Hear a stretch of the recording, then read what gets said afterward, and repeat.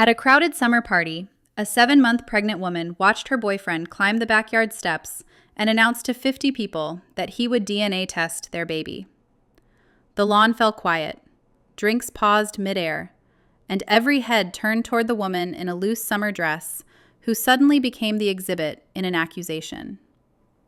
This is not a story about a test. It is a story about how suspicion spreads, how a crowd becomes a courtroom, and how a secret buried 3 decades deep detonates in public. It begins in ordinary time. 2 strangers meet at a backyard gathering where laughter feels easy and names are exchanged without pressure. They start with coffee and end up walking city blocks as streetlights come on. The relationship builds the way good ones often do. Dinners that feel effortless, weekend routines that blend into a rhythm, plans whispered about a house, a dog, a maybe someday. Then the first shadow appears, subtle and polite. An introduction to his family that feels like a test she did not know she was taking. A mother whose smile stops at the lips. A sister who watches like a referee with a clipboard. A father who soothes tension by steering conversation away from anything real. The questions come wrapped as small talk, but carry weight. Where did she grow up?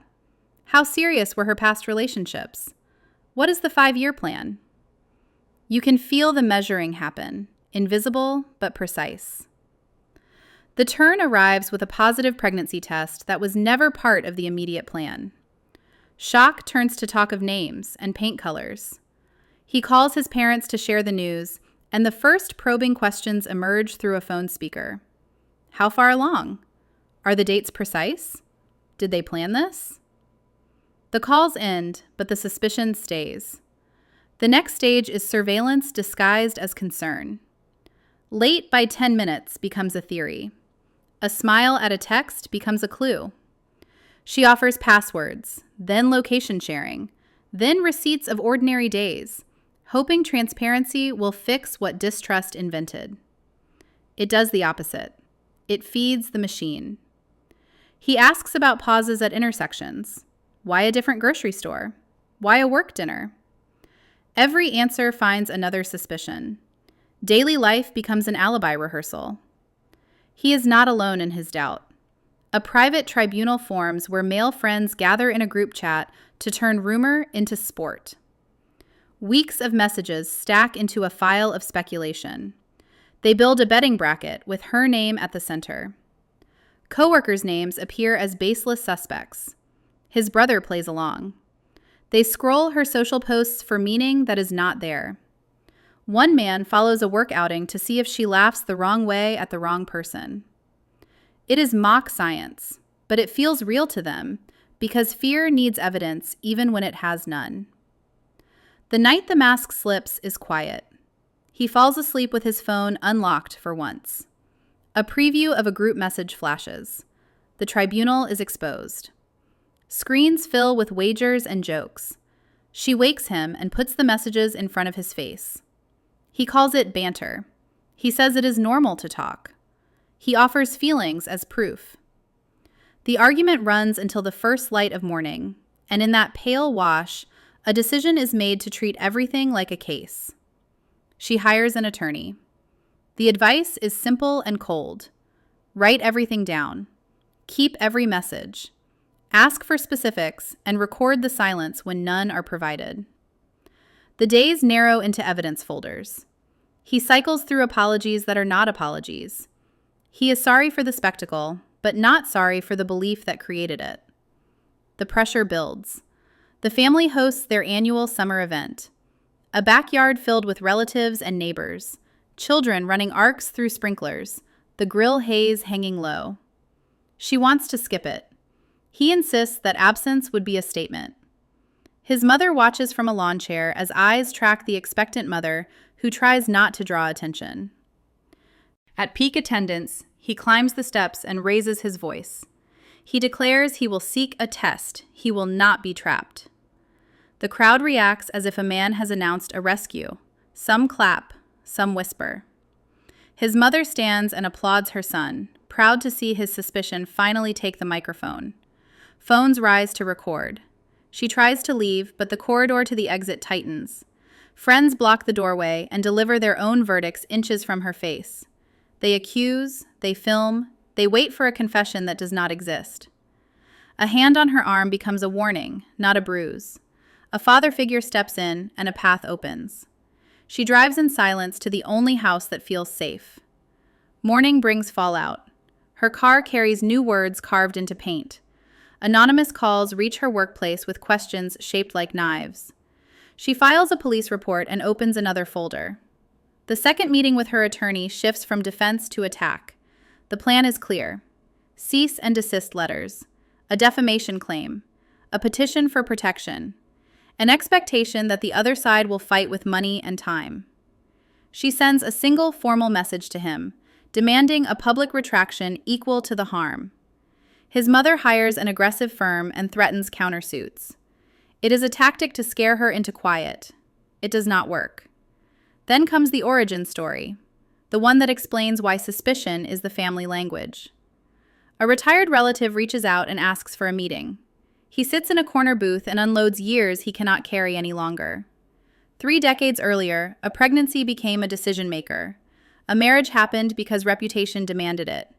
Birth and wedding dates tell a timeline no one wants to say out loud. He describes control masked as protection, and a son raised on lessons where love is the bait and motherhood is the trap.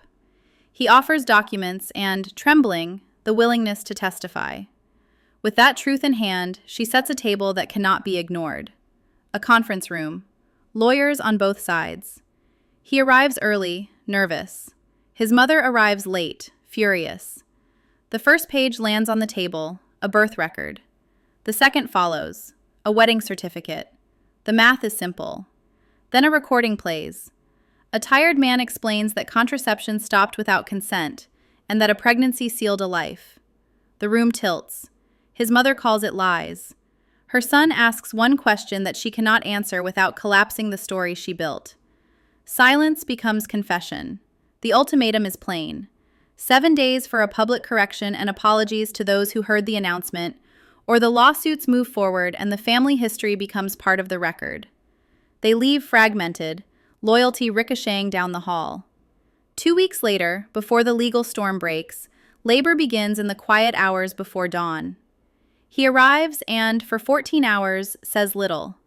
A baby lands in the world at dusk, small and perfect, and for a moment there is a fragile peace in a hospital room. Then the door swings open. His mother forces her way inside and reaches for a child that is not hers. Security escorts her out after a standoff in the corridor where he finally draws a line. The next day, a temporary order keeps her away. She retaliates with threats and inheritance as a weapon. He reads her message and looks relieved, like a lifelong spell has started to crack. The lab report arrives 3 weeks later. The numbers strip the rumor of air. She gathers the people who watched that backyard announcement and invites them to face what they built. A community center fills with the loudest voices, some in person, some through attorneys. She straps her newborn to her chest, stands beside her lawyer, and projects the results for all to see. No metaphors, no interpretations, only data. She gives them a choice in plain language. Public apologies on the same platforms where they slandered, or individualized lawsuits with evidence attached.